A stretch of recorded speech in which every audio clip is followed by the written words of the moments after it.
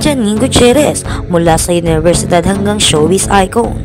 Kung bago ka lang sa channel na ito, huwag kalimutang mag-like, share, comment, and subscribe. At huwag kalimutang pindutin ang notification bell icon para maging updated ka sa bawat upload nating video. Muling pinatunayan ni Janine Gutierrez ang kanyang talento at dedikasyon, hindi lamang sa mundo ng showbiz, kundi pati sa kanyang edukasyon. Sa kabila ng kanyang abalang karera sa industriya ng pelikula at telebisyon, pinili pa rin niyang tapusin ang kanyang pag-aaral na nagpapatunay sa kanyang determinasyon at hangaring maging mas mabuting individual. Ang kahalagahan ng edukasyon para kay Janine. Sa panayam sa kanya noong araw ng kanyang pagtatapos, binigyang diin ni Janine kung gaano kahalaga ang edukasyon sa kanyang buhay. Para sa kanya, ang diploma ay hindi lamang simbolo ng pagtatapos ng kanyang akademikong pagsisikap, kundi isang paalala sa kanyang mga tagahanga, lalo na sa kabataan na mahalaga ang magkaroon ng edukasyon kahit pa sa mundo ng showbiz. Ang edukasyon ay hindi matatawaran at para sa akin, ang pagkakaroon nito ay isang bagay na hindi mapapalitan ng kasikatan. Ani pa ni Janine, sa kabila ng kasikatan, laging inuunan ni Janine ang kanyang pag-aaral sa University of the Philippines, kung saan nakapagtapos siya ng kursong European Studies. Bagamat abala si Janine sa paggawa ng mga teleserye, pelikula at iba pang proyekto, pinilit niyang balansehin ang kanyang mga tungkulin. Bilang estudyante at artista. Aminado siya na mahirap pagsabayin ang dalawang mundo, ang lalo na kapag may mga eksenang kinakailangan niyang umuwi ng hating gabi o kaya naman ay may tiping na umaabot ng magdamagan. Gayunpaman, sa suporta ng kanyang pamilya at mga kaibigan, nagawa niyang makapagtapos.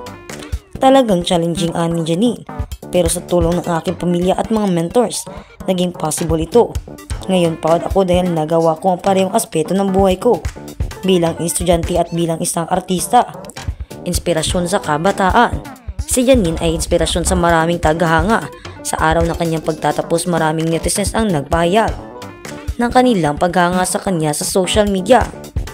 Nakikita nila si Janine bilang isang warang babae na nagpapakita ng tunay na dedikasyon, hindi lamang sa propesyon kundi pati sa kanyang personal na paglago. Sa kasalukuyan, patuloy na tinatak ni Janine ang landas patungo sa tagumpay sa industriya ng showbiz, habang dala ang mga aral at karanasang natutunan niya sa universidad. Nanatili siyang isa sa mga pinaka-iniidolong personalidad sa Philippine entertainment na hindi lamang kilala sa kanyang kulento, kundi pati sa kanyang angking talino at pagmamahal sa pag-aaral. Isang kinabukasan na puno ng pag-asa. Sa pagtapos ng kanyang pag-aaral, mas lalong lumawak pa ang mundo ni Janine Gutierrez. Patuloy siyang bumuo ng pangalan bilang isa sa mga pinakamahusay na aktres ng kanyang henerasyon, at ngayon ay bitbit niya ang kanyang diploma bilang patunay ng kanyang tagumpay.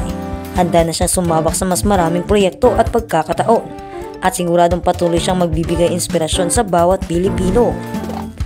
Para sa marami, si Janine Gutierrez ay hindi lamang isang artista, siya ay isang simbolo ng pagsisikap, determinasyon at paggamit ng mga pangarap. At sa kabilang banda naman, Mercy Sonot, malungkot na nag-birthday bago pumanaw. Mag-isa lang ako. Bago pumanaw ay inamin ng lead vocalist ng Aegis Band na si Mercy Sonot na nakakaramdam siya ng matinding kalungkutan sa Amerika. Sa TikTok video na ipinost ni Mercy sa mismong karawan niya, last November 6, ay binahagi ng OPM artist ang kanyang saloobin tungkol sa sulong pamamalagi sa US. Doon kasi nagpapagamot ang yumaong member ng Aegis mula nang magkaroon siya ng lung at breast cancer, at nabanggit nga niya na napakahirap at napakalungkot mag-isa sa isang malayong lugar. It's my birthday today, kaya maaga akong nagsimba.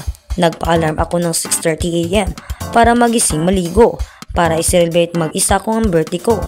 Simulang pagbabahagi pa ni Mercy, mahirap na sa ibang bansa na nag-iisa ka lang, yung wala kang malalapitan, malungkot. Iba talaga kapag nasa ibang bansa ka. Solo flight ako. Yung gusto kong gawin, hindi ko magawa. Yung mag-celebrate na kasama ang pamilya mo, hindi ko magawa.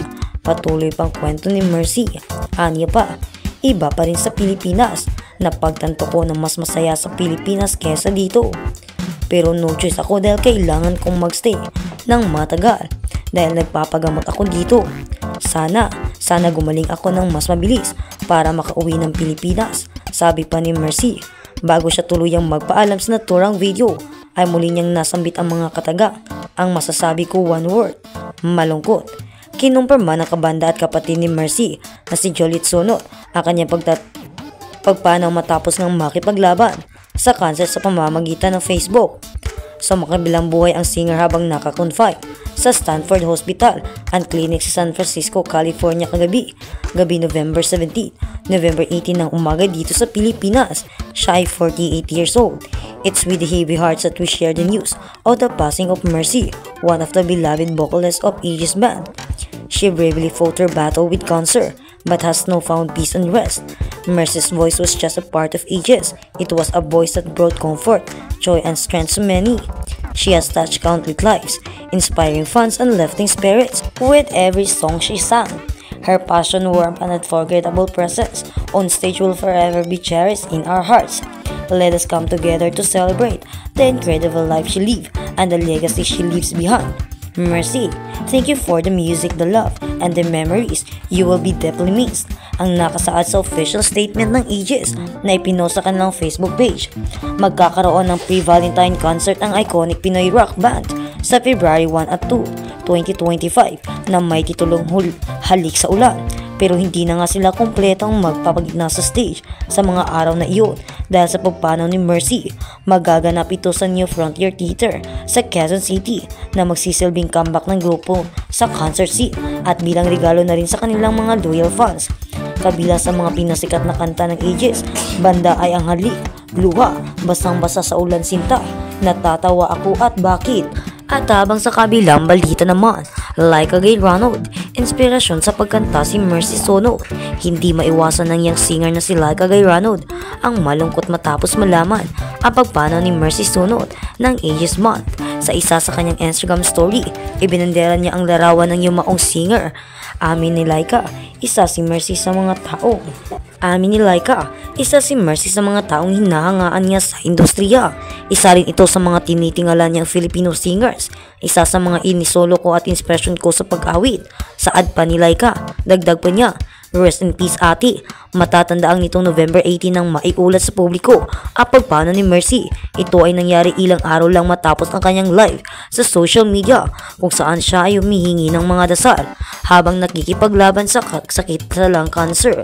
Inamin rin ni Mercy na nakaramdam siya ng matinding kalungkutan base na rin sa ibinahagi niyang TikTok video noong mismong birthday niya noong November 6. Mahirap sa ibang bansa na nag-isa ka lang yung walang malalapitan. Malungkot pagbabahagi pa ni Mercy bago pumana